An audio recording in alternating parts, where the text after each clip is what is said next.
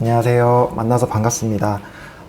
이 자리에서는 처음 이제 인사를 드리게 되는 것 같은데요. 제 이름은 노명진이라고 하고요. 지금 이곳 서울 북부 교회에서 여기 있는 이제 형제 자매들과 함께 주님 섬기고 있는 그런 사람입니다.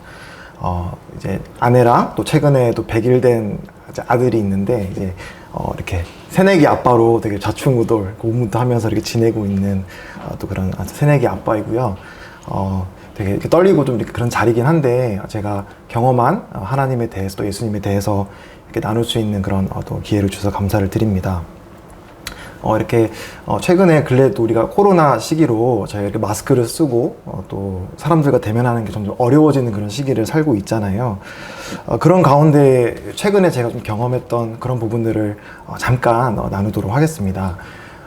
이제 이렇게 사람들하고 대면하지 못하고 또 혼자 이렇게 지내는 그런 시간들이 많이 있다 보니 제 나름대로 이렇게 잘 살아야지 시간 관리를 잘하고 이렇게 절제된 그런 생활을 하기 위해서 이렇게 노력하는 그런 나날이었던 것 같아요, 최근에. 근데 여러 가지 일들이 있었지만 어쨌든 결과적으로 오히려 제가 원하는 그런 삶을 살지 못하게 될 때 오히려 나 자신을 자책하게 되고 또 그리고 예전에 있었던 그런 안 좋은 습관들이라던가 그런 옛 모습들이 다시 나오게 되면서 오히려 저의 신앙생활이 이렇게 더 냉랭해지고 또 무기력에 빠지는 뭐 요즘에 번아웃이란 말을 많이 하잖아요. 그렇게 그런 무기력증에 빠지는 그런 경험들을 최근에 하게 됐던 것 같아요. 근데 다시 한번 또 이 기회를 통해서 생각하게 됐던 것은 그렇구나. 내가 예수님을 믿는 믿음 안에 산다라고 하는 것이 어떤 뭘 해야 되고 하지 말아야 되고 그런 어떤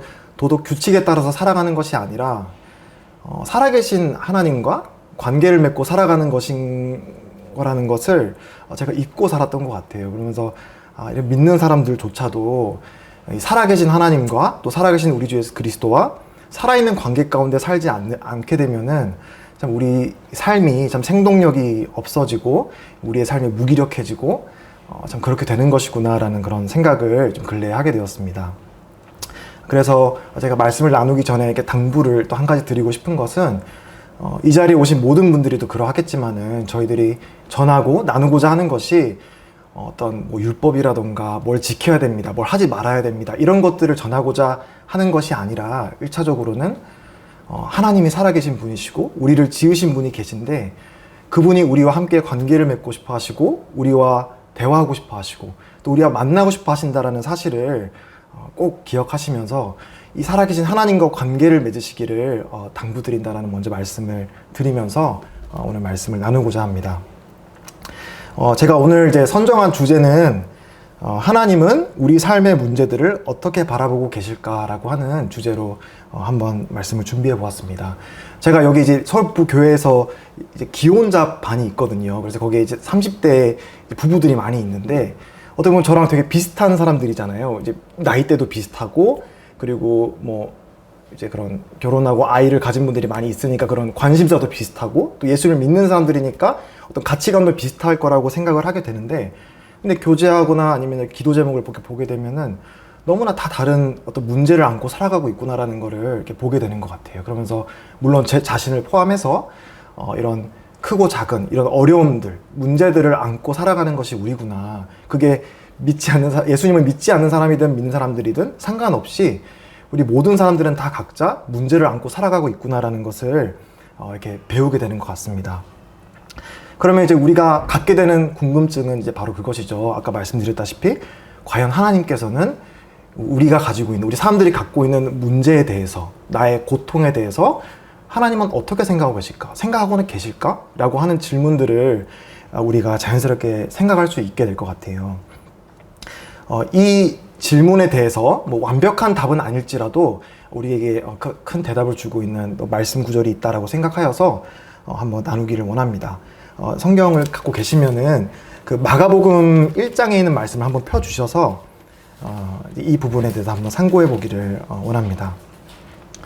복음서에 마가복음이라고 하는 복음서가 있는데요. 마가복음 1장 40절부터 42절까지를 한번 간단하게 읽고 나누도록 하겠습니다. 오늘 짧은 본문인데요. 마가복음 1장 40절부터 42절입니다. 읽도록 하겠습니다. 한 나병 환자가 예수께 와서 꿇어 엎드려 간구하여 이르되 원하시면 저를 깨끗하게 하실 수 있나이다. 예수께서 불쌍히 여기사 손을 내밀어 그에게 대시며 이르시되 내가 원하노니 깨끗함을 받으라 하시니 곧 나병이 그 사람에게서 떠나가고 깨끗하여 진지라. 네, 짧은 본문인데 지금 예수님께서는 이 땅에서 이제 공적인 사역을 시작하시면서 여러 기적들이라던가 말씀을 통해서 예수님은 바로 하나님이 보내신 사람이다라는 것을 사람들에게 나타내시는 그런 여정 가운데 있는 데 중에 일어난 일인데, 이 나병 환자는 아마 예수님께서 행하시는 많은 기적들, 또 놀라운 가르침들, 이런 것들을 뭐 직접 보았든 아니면 다른 사람들 통해 듣게 되었든 들었던 것 같아요. 그러면서 이 한 나병 환자가 예수님을 찾아오게 되고, 이 짧은 이야기에 나타나는 두 사람의 등장인물이 있잖아요. 바로 이 나병 환자와 예수님이 등장하게 되는데, 이 두 등장인물의 관계, 또 그런 대화를 통해서 우리에게 주시는 교훈이 무엇일까라는 걸 한번 생각해 보길 원합니다. 먼저는 나병 환자. 여기서 환자니까 이 나병이라는 질병에 대해서 먼저 한번 생각을 해 봐야 될 것 같아요. 나병이라는 것은 우리한테는 사실은 되게 이렇게 친숙한 그런 병은 아니지만은, 이 성경에 기록된 당시에, 또 예전에 과거의 고대 시대에는 아주 창궐했던 무시무시한 전염병, 전염성이 강한 그런 피부병이었다라고 합니다. 이 나병에 걸린 사람들은 아주 일부분에, 이 몸의 아주 지체 일부분에만 걸리기만 해도 이 부분에만 어떤 통증이나 이 고통을 겪는 것이 아니라 이 나병이 온 몸에 퍼져서 이렇게 몸이 썩어 들어가는 그런 무서운 병이라고 해요. 그래서 이 정말 작은 데서 시작됐지만 이 온몸을 파괴시키는 그런 무시무시한 질병이 바로 이 나병이라고 하는데, 근데 무서운 점은 이 한 사람의 몸만을 파괴시키는 것이 아니라 이 나병을 가진 사람이 다른 사람들에게 접촉을 하게 되면 이렇게 그 사람에게도 아주 빨리 전염되는, 그리고 그 사람에게도 동일하게 이 나병이 전염되게 되는 그런 아주 무시무시한 질병이라고 합니다. 오죽했으면 예전에 구약의 율법에서는 이제 그런 제사장들을 통해서 하나님께서는 이 나병에 걸렸다라고 하면 아주 엄중하게 체크를 해서, 그래서 이 입은 옷이라던가 집이라던가 만졌던 물건들, 접촉했던 사람들, 이런 것들을 다 이렇게 검사하게 하셔서, 그래서 이런 옷 같은 건 다 태워버리게 하고 사람들은 격리시키는. 근데 이게 사실 우리에게 친숙한 장면이잖아요. 이제 물론 이제 나병은 아니지만 우리가 요즘 시기에 코로나를 통해 겪게 되는 그런 전염병을 통해 우리가 겪는 거 아주 유사한데, 이런 무시무시한 질병이 바로 나병이었다라고 말씀을 하고 있습니다. 그래서 이 나병이라는 것은 그 사람의 한 개인의 삶뿐만이 아니라 그 주위에 있는 사람들에게 아주 끔찍한 고통과 그리고 파괴를 초래하는 그러한 질병이었다고 얘기를 합니다. 그리고 더 절망적인 것은 이 나병은 사람의 도움이 무의미하다라는 그런 특징이 있었던 것 같아요. 왜냐하면 어떤 사람이 아무리 선의를 가지고 이 나병을 가진 사람을 돕고자 가까이 가고 손을 대게 되면은 결국은 그 도와주려고 했던 사람에게 나병이 옮아붙어서 고쳐줄 수가 없는, 오히려 그 도와주려고 했던 사람이 병을 옮게 되는 그런 병이기 때문에 사람의 도움으로는 고침을 받을 수 없다라고 하는 그런 질병을 나병은 이제 특징적으로 갖고 있습니다.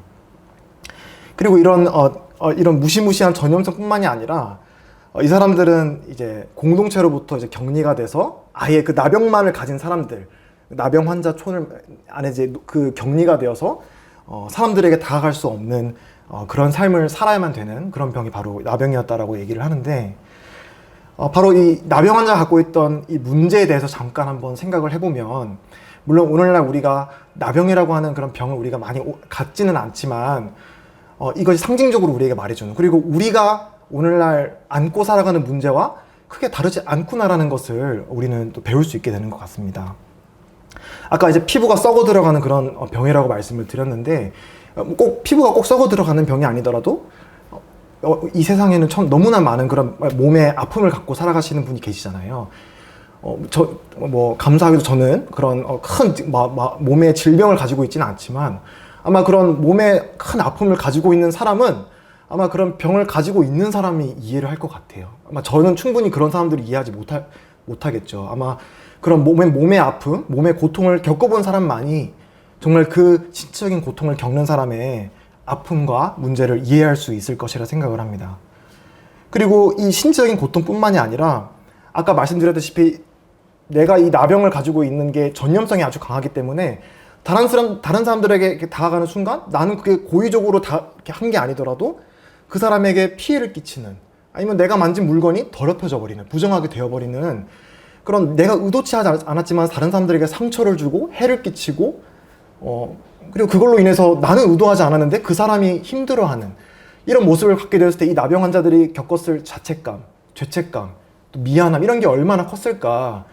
근데 이제 다시 계속 거듭 말씀드리지만 나병이 아니더라도 오늘날 내가 의도하지 않았지만 내가 누군가에게 상처를 주는 일이 간간히, 또 저 같은 경우도 자주 있게 되는 것 같은데, 그럴 때 오게 되는 우리의 죄책감이라던가, 내가 다른 사람을 파괴하거나 해를 끼치고 싶지 않았지만 다른 사람들이 아픔을 겪게 되는 그런 일들을 통해서 그런 사람들이 바로 이 나병 환자가 겪게 되는 이런 문제를 동일하게 겪고 있지 않은가 또 생각하게 됩니다. 그리고 아까 말씀드렸지만 사람은 다른 사람의 도움으로 이 나병이 고쳐질 수가 없기 때문에 그 누구도 이 내 아픔을, 내 문제를 근본적으로 치료해 줄 수 없다라고 하는 이런 절망감 속에 살아가야 됐었던 것 같아요. 근데 이런 절망감은 정말 그것을 경험해 보지 않은 사람이라면 이 아픔을, 이 문제를 아무도 공감할 수가 없을 것 같습니다. 그리고 이제 이 신체뿐만 아니라 이 사람이 참 마음에 큰 상처가 있었을 것 같아요. 그래서 이 나병이 걸렸다라고 하면은 아마 사람들이 다가오는 것을 꺼려하고 이렇게 멸시하고 이렇게 피하고 냉정한 시선을 보내고, 아마 그런 사람들의 이런 차가운 시선 속에서 살아가는 이 나병 환자의 마음을 우리가 생각하게 될 때 아마 우리가 안고 살아가는 그런 문제 가운데서도 그런 다른 사람들로부터 우리가 따돌림을 당하거나 차가운 시선을 받거나, 나는 사람들하고 가까이 가고 싶은데 사람들은 나를 멀리하는, 내가 갖고 있는 문제에 대해서 공감해주지 못하고 그거에 대해서 동정해주지 못하는 그런 사람들의 차가운 그런 마음으로 인해서 우리가 받는 그런 상처는 겪어본 사람들은 아마 알 것 같아요. 근데 이제 그런 많은 그런 문제들을 이 나병 환자는 단순히 피부가 이렇게 썩어 들어가는 시적인 고통만이 아니라 바로 이런 마음의 그런 정신적인 그와 같은 아픔과 또 고통과 문제 속에서 살아가고 있었다라는 것을 우리는 또 바라보게 됩니다. 근데 이제 이렇게 쭉 제가 이렇게 이 나병 환자가 겪었을 것들을 우리가 한번 상상해 보면서 제가 이렇게 말씀을 드렸는데, 생각해 보면 아마 우리가 살아가면서 겪는 아픔과 문제와 크게 다르지 않다라는 생각이 들어요. 크든 작든 간에, 그 문제의 정도가 크든 작든 간에 우리 또한 이 나병 환자가 겪고 있는 이런 문제의 그런 많은 그런 문제점들을 우리도 살아가면서 겪게 되는 것 같습니다. 이 문제가 없는 사람은 이 세상에 단 한 사람도 없는 것이죠. 그래, 어떻게 생각해보면 이런 문제들이 우리의 삶에 찾아온다라고도 볼 수 있지만, 또 곰곰이 생각해보면 우리 사람은 어떻게 보면 문제 속에 태어나서 이 문제 속에 살아가고, 안타깝지만 또 문제 속에서 생을 마감하는 것이 우리 사람의 삶이 아닌가. 제가 이런 말을 감히 들을 수 있는 그런 연륜이 되지는 않지만, 저도 이렇게 경험하게 되면은 저도 문제에서 자유로울 수가 없고 제 주위에 있는 그 누구도 문제에서 자유로운 사람은 없다라는 사실입니다. 그런데 이제 바로 이 성경이, 제가 계속 문제라는 말을 계속 말씀을 드리는데, 바로 이 문제의 근원이 죄라고 성경은 말씀하고 있습니다. 바로 이 나병이 바로 이제 성경에서는 특별히 이 죄를 상징하는 그런 병으로 또 표현이 되는데, 바로 이 죄라는 것은 우리가 딱 죄라는 말을 들었을 때 마치 어떤 범죄를 저지르고 법을 어겨야만 죄를 지었다라고 생각을 하지만, 성경에서 말씀하고 있는 죄는 하나님과 단절된 상태를 죄라고 말씀을 합니다.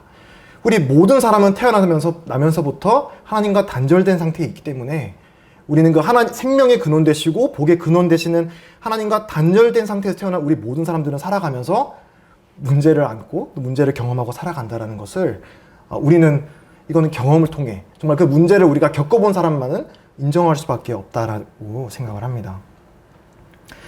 그래서 이런 문제, 특히 이런 나병을 갖고 있던 이 나병 환자는 얼마나 절박하고, 또 이런 사람들의 따돌림과 차가운 시선을 받으며 살아가는 이 나병 환자의 마음이 얼마나 절박했을까. 또 얼마나 내가 다가가려면 사람들이 도망가고 나를 이렇게 끊어내는 이런 경험들을 하면서 얼마나 위축되어 있을까라는 그런 감정을 한번 이해해 볼 수 있을 것 같은데, 근데 그런 그의 마음이 잘 표현되는 구절이 40절에 그의 한마디에 잘 녹아 있는 것 같아요. 이제 예수께 와서 꿇어 엎드려 간구하여 이르되, 참 절박하게 보이지요. 원하시면 저를 깨끗하게 하실 수 있나이다 라고 나병 환자는 얘기하고 있습니다. 또 다른 복음서에서 동일한 구절에서는 주님께서 원하시면 저를 깨끗하게 하실 수 있습니다 라고 나병 환자는 고백하고 있습니다. 근데 이 구절이 우리가 곰곰이 생각해보면 참 정말 간절하고 절박한 그런 나병 환자의 마음이 느껴지는 것 같아요. 왜냐하면 이 예수님이 병을 고쳐줄 수 있다라는 그런 소식을 듣고 그런 믿음이 있었다라면 당연히 원하시면 주님 저를 깨끗하게 해주십니다라고 말하는 것이 아니라 고쳐주세요라고 말을 해야 정상적인 거잖아요. 생떼를 써서라도 주님 고쳐주지 않으면 안 됩니다라고 해야 너무나 당연한 건데, 그리고 그 누구보다 그 병의 치유를 원했던 사람이 바로 이 나병 환자였을 텐데, 나병 환자는 예수님께 나와서 주님이 원하시면 저를 깨끗하게 하실 수 있습니다라고 말을 하고 있는 거예요. 그러니까 이게 주님 싫으시면 마시고요라는 말이 절대 아닐 것 같아요. 이런 문제를 안고 있는 이 환자가 주님이 싫으시면 저 안 거주셔도 돼요라는 의미로 주님이 원하시면 저를 깨끗하게 하실 수 있습니다라고 말을 했을까?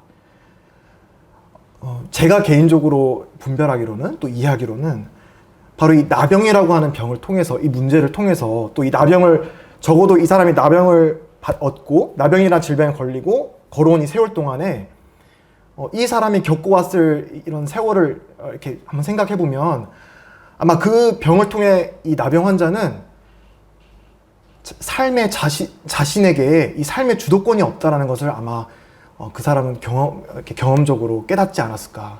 관계를 맺는 데 있어서 내가 주도할 수 있는 게 아니구나라는 것을 이 나병 환자는 깨닫지 않았을까라고 조심스럽게 생각을 해보게 됩니다. 아까 말씀드렸다시피 이 나병을 가졌기 때문에, 그리고 누군가에게 다가가는 순간 그 사람에게 나병이 옮아버리기 때문에 이제 이 관계를 맺고 사람에게 다가가는 것조차도 이제 나에게 주도권이 없는 거예요. 그 사람이 원하지 않으면 나는 그 사람과 관계를 맺을 수 없는, 그리고 사람의 도움으로는 도저히 이 병을 치유받을 수 없는 그런 절박한 상황, 내가 어떻게 손쓸 수 없는 그런 절박한 상황이라는 거, 삶의 주도권이 나한테 없다라는 그런 교훈을 이 나병 환자는 알고 있지 않았을까라고 생각을 하게 됩니다. 근데 이 나에게 삶의 주도권이 없다라고 하는 이 진리는, 이 사실은 하나님이 이 나병 환자뿐만 아니라 우리 모든 사람들에게 가르쳐 주시고자 하는 그런 엄숙한 진리가 아닐까라고 생각을 하게 됩니다.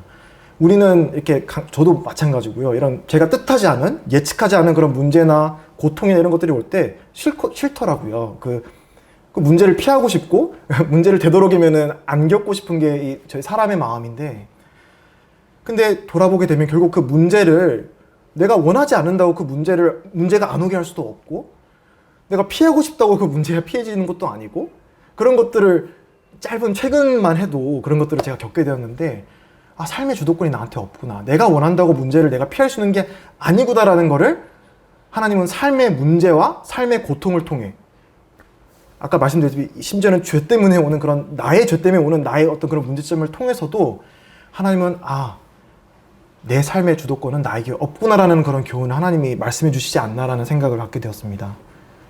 근데 이거에 대해서 보통 사람은 할 수 있는 반응은 두 가지가 될 것 같아요. 한 가지는 그래도 내가 문제를 해결해 볼 테야 하면서 아주 자기주도적으로 이 문제를 해결해 나가는, 하나님이 있는지도 모르겠고 하나님을 믿지도 않고 싶고 하나님의 도움도 필요 없어, 나는 내 문제를 내가 해결할 거야 라고 하고 마음을 먹는 그런, 그게 한 부류가 될 것 같고, 또 다른 한 부류는 이게 내가 해결할 수가 없구나, 이 삶의 주도권이 나에게 없구나, 그러면 나를 지으신 창조주가 계시다면 그분에게 도움을 구해야지라고 하는 그런 마음으로 하나님께 나오는 사람이 한 부류가 되지 않을까. 근데 이제 우리가 보게 되는 이 이야기의 나병 환자는 이 두 번째 반응을 보였던 것이죠. 이 나병이라는 이 자신의 삶의 근원적인 문제에 대해서 자포자기하거나 그냥 자기 힘으로 이것을 해결하려고 하거나 하는 것이 아니라 이 문제를 고쳐줄 수 있을 것이라고 생각되는 분에게 가져와서 주님이 원하시면 이 문제를 해결할 수 있습니다. 그런데 이 표현, 믿음의 고백 가운데 예수님께 모든 주도권을 넘겨드리는 것이 담겨 있다고 생각을 합니다. 주님 고쳐주셔야만 합니다. 고쳐주세요라고 이렇게 요구한 것이 당연한 듯이 요구한 것이 아니라 주님 저한테 누구도 부인할 수 없는 문제가 저 안에 있습니다. 이거는 예수님이 아니시면 저를 고쳐줄 수 없는 것도 저는 압니다. 근데 주님이 원하셔야만 이 문제는 고쳐질 것입니다. 주님, 이 문제의 해결을, 이 문제의 모든 주도권을 주님에게 넘겨드립니다 라고 하는 고백이 이 원하시면 저를 깨끗하게 하실 수 있나이다 라고 하는 이 짧은 고백 속에 담겨 있다고 생각을 합니다. 예수님께서는 이제 모든 믿음이 다 이래야만 된다는 것은 아니지만 적어도 이 나병 환자는 믿음이 이렇게 표현이 됐던 것이죠.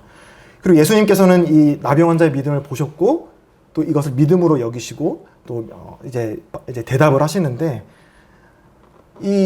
얼마나 이 나병 환자가 이 병을 겪었을지는 저도 잘 모르겠습니다. 근데 얼마나 간절했을까요? 근데 이 간절함을 정말 절제하고 주도권을 주님께 넘겨드리고 주님께 이렇게 정중하게 부탁을 했을 때 주님은 정말 이 나병 환자가 가장 듣고 싶었던 얘기, 가장 듣고 싶었던 반응을 주님은 보이시는 것을 우리는 41절을 통해서 보게 됩니다. 예수께서 불쌍히 여기사 손을 내밀어 그에게 대심해 이르시되 내가 원하노니 깨끗함을 받으라. 이 한 구절 한 구절 속에 예수님의 우리의 문제를, 특히 이 나병 환자의 문제를 바라보시는 예수님의 마음과 태도와 이런 모든 이런 주님의 마음이 녹아 있는 것 같아요. 주님이 예수께서 불쌍히 여기셨다라고 말씀을 하셔요. 불쌍히 여기사. 사람들은 다 이 나병 환자의 모습을 보고 피하고 더럽게 여기고 도망쳤을지 모르겠지만 예수님은 이 나병 환자를 바라보시면서 불쌍히 여기셨습니다.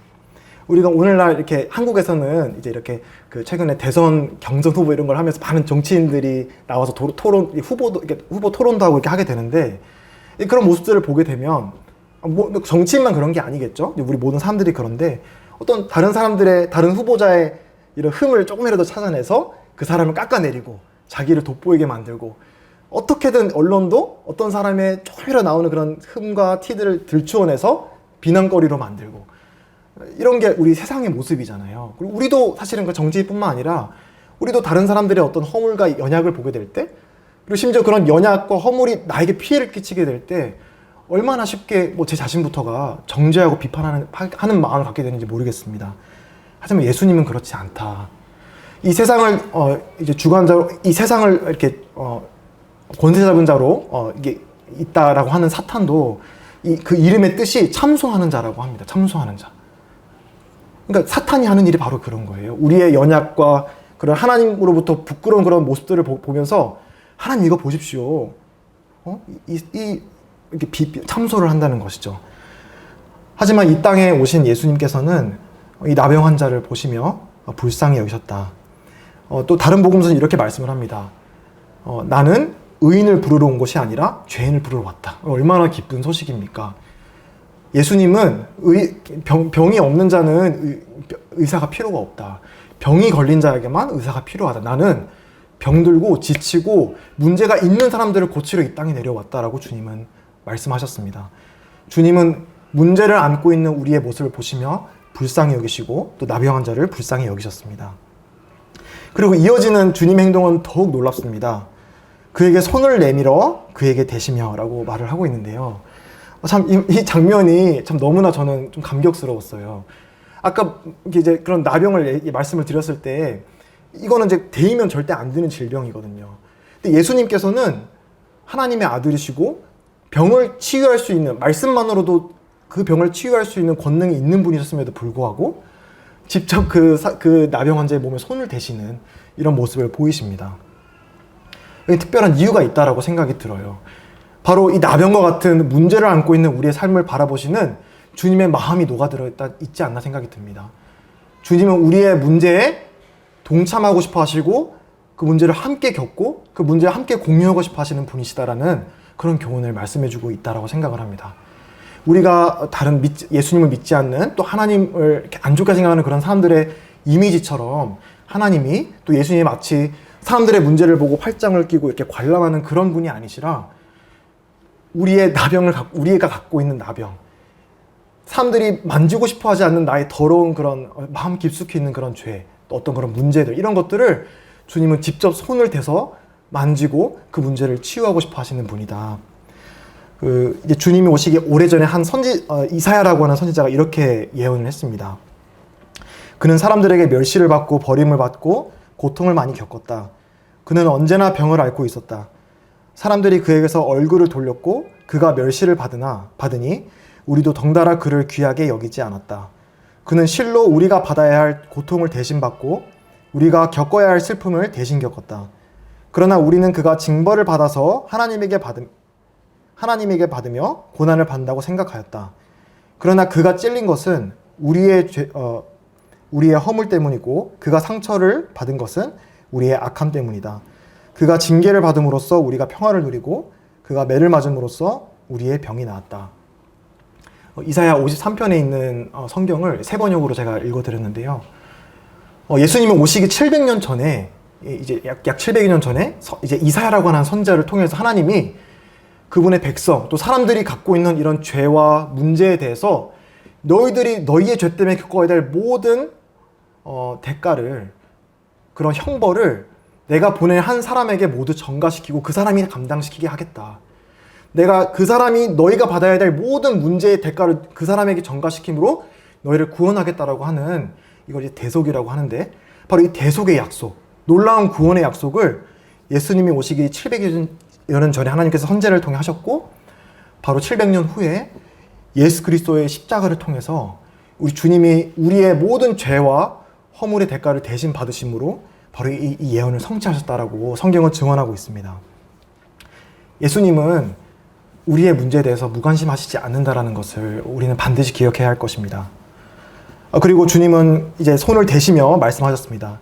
내가 원하노니 깨끗함을 받으라. 이 얼마나 은혜로운 대답입니까? 주님이 원하시면, 주님이 원하시기를 얼마나 간절히 나병 환자는 원했을까요?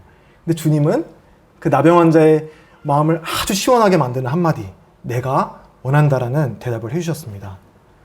예수님은 뿐만 아니라 이 나병 환자뿐만 아니라 우리의 문제를 해결해 주시길 원하십니다. 단순히 추상적으로 그냥 죄 해결만뿐만이 아니라 우리가 실제로 살아가면서 겪는 모든 문제에 대해서 주님은 개입하길 원하시고, 그 문제를 우리와 함께 동행하시며 그 문제를 이겨내고 극복해 나가시기를, 그 일에 주님이 함께 동참하시기를 주님은 원하십니다.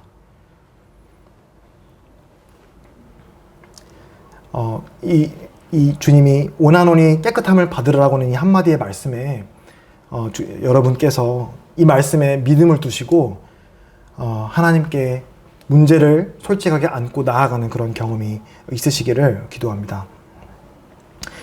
그리고 그 결과 42절에 즉시 곧 나병이 그 사람에게서 떠나가고 깨끗하여 진지라라고 말씀하고 있습니다. 정말 놀라운 모습이죠.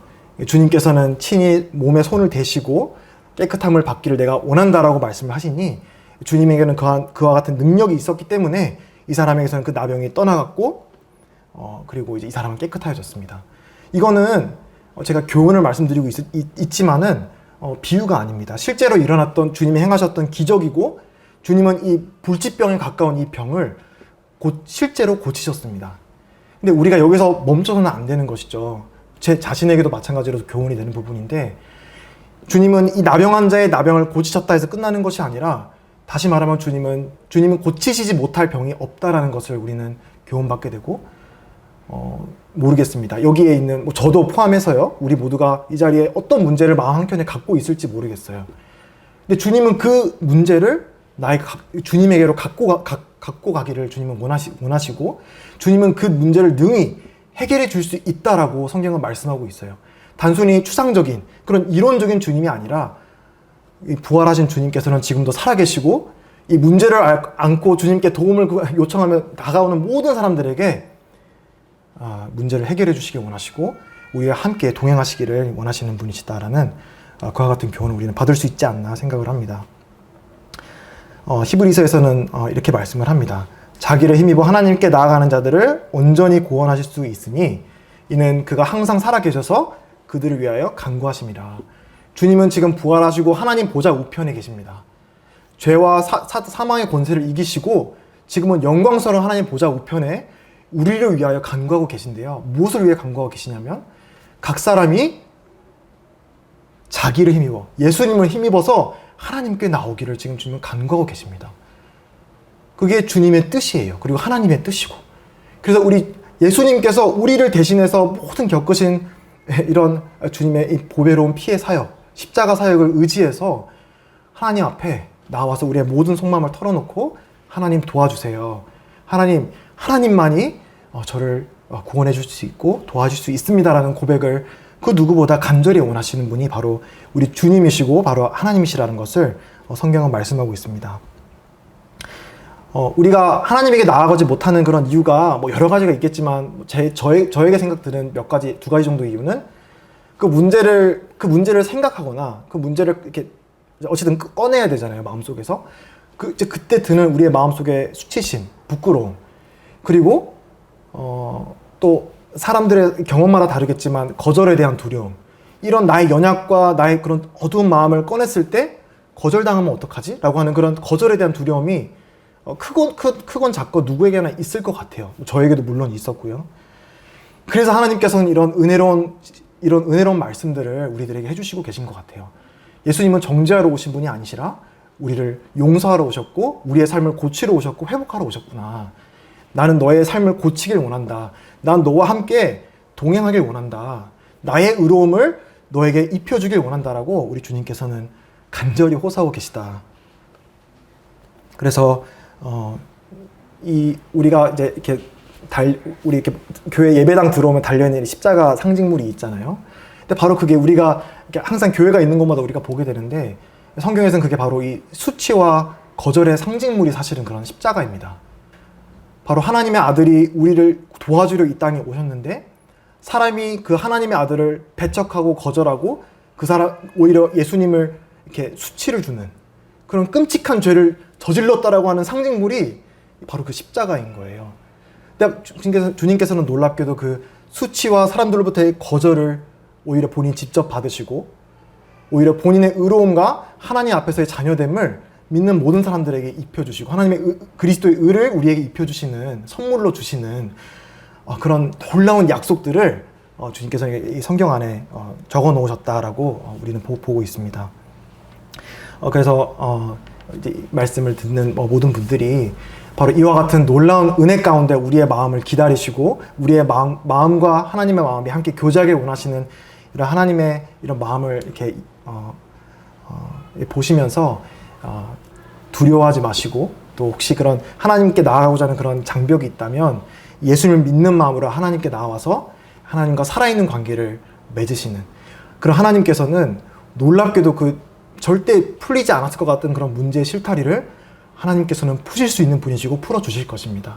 그리고 이거는 저도 그렇고 여기 계시는 모든 믿는 분들의 경험이기도 합니다. 하나님은 우리의 문제를 고쳐줄 수 있는 분이다. 그래서 이런 하나님을 여러분도 믿고 이런 살아계신 하나님과 살아있는 관계를 맺는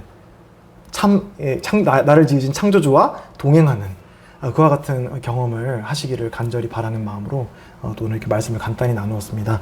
오늘 이렇게 좀 처음이라 되게 많이 이렇게 좀 횡설수설했는데요.